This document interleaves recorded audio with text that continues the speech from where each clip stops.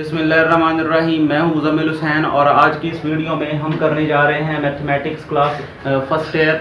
इसका चैप्टर 1 है। इसमें हम नंबर सिस्टम को डिस्कस करेंगे। तो डियर स्टूडेंट्स, ये जो नंबर हम आज पढ़ते हैं 1 2 3 4 and up to so on, इसका आगाज़ बहुत पहले हुआ। ये आगाज़ किस तरह से हुआ, आज हमने इसकी एक ब्रीफ हिस्ट्री जो है वो पढ़नी है कि इन नंबर्स को, इनकी शुरुआत कैसे हुई है। तो सबसे पहले नंबर पर जो नॉन हिस्ट्री में आता है कि जो हर्ड्समैन थे एंशियंट ओल्ड एजेस के अंदर, जो पुराने ज़माने में, ज़माना कदीम में जो चरवाहे थे वो अपनी भेड़ों को कंपेयर किया करते थे पाइल ऑफ स्टोन्स के साथ, यानी पत्थरों के ढेर के साथ उनका मवाजना किया करते थे।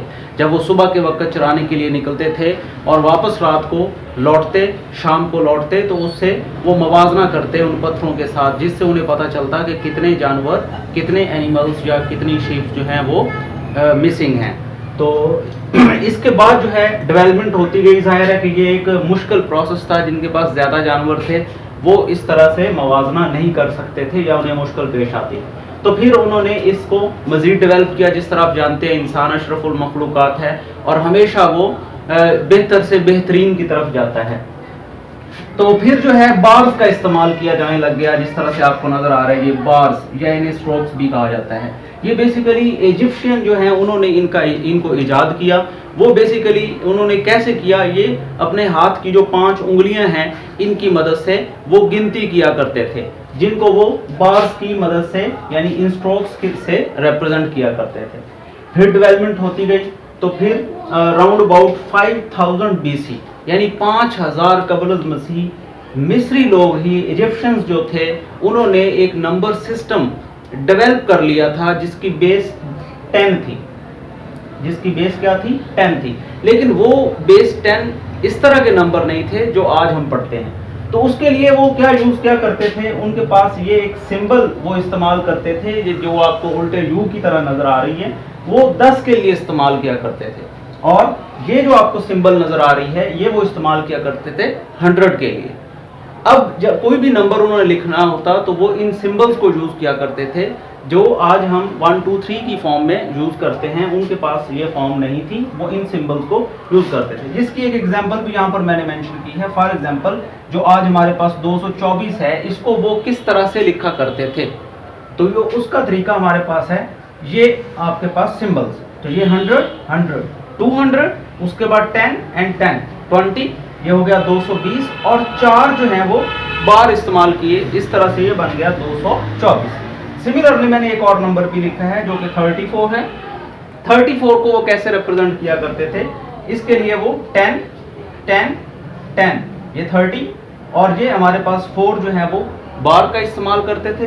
तो इस तरह से ये 34 को लिखने का तरीका था। इसके बाद जो है वो डेवलपमेंट होती गई और हमारे आज के नंबर जो हैं वो डेवलप हुए, जिन्हें हम डियर स्टूडेंट्स, जिस तरह से हम बात कर चुके हैं 5000 BC में कौन सा सिस्टम था नंबर्स का और उसकी क्या रिप्रेजेंटेशन थी जो इजिप्शियंस यूज़ करते थे। अब हम बात करेंगे एक ऐसे नंबर सिस्टम की जो बेबीलोनियन एम्पायर इस्तेमाल किया करती थी। वो तकरीबन 3400 BC यानी 3400 कबल मसीह ये सिस्टम जो है वो मौजूद था, जिसकी बेस 60 थी, 60 थी। इस सिस्टम को कहा जाता था सेक्साडेसिमल सिस्टम। और इसको कैसे लिखा जाता था, इसकी यहाँ पर कुछ रिप्रेजेंटेशन है। जिस तरह से आपको ये सिंबल एक नज़र आ रही है, ये सिंबल इस्तेमाल होती थी 1 के लिए, और इसी सिंबल को जब 2 मरतबा लिखा जाता तो ये 2 को जाहिर करती थी। अगर इसी सिंबल को 3 मरतबा लिखा जाए तो वो 3 को जाहिर करती है। और सेम अगर आप देखें तो एक और सिंबल जो है वो हमारे पास है, ये सिंबल आपको नज़र आ रही है। इस सिंबल को 10 के लिए यूज़ किया जाता था।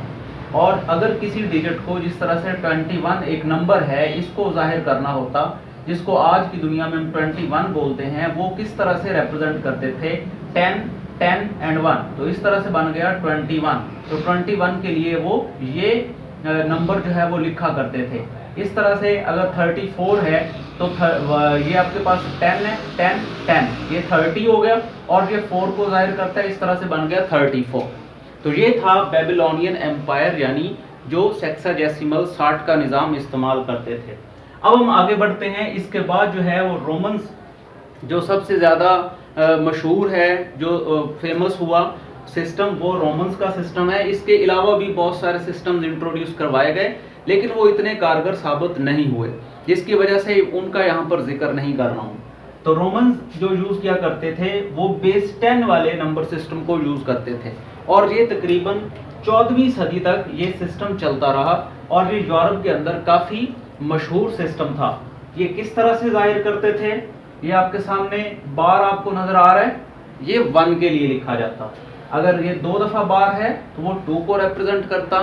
सिमिलरली जो V है अल्फ़ाबेट, ये 5 के लिए होता है, और जो X है ये 10 को रिप्रेजेंट करता है, L जो है वो 50 को, C जो है वो 100 को, इसी तरह से और भी काफ़ी जो हैं वो अल्फ़ाबेट्स हैं जो कि नंबर्स को रिप्रेजेंट करते हैं।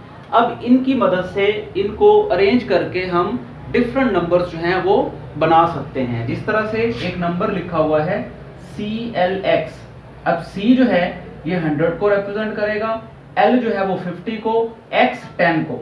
इस तरह से इन सब को ऐड करने से 160, तो 160 को रोमन लैंग्वेज में CLX लिखा जाएगा।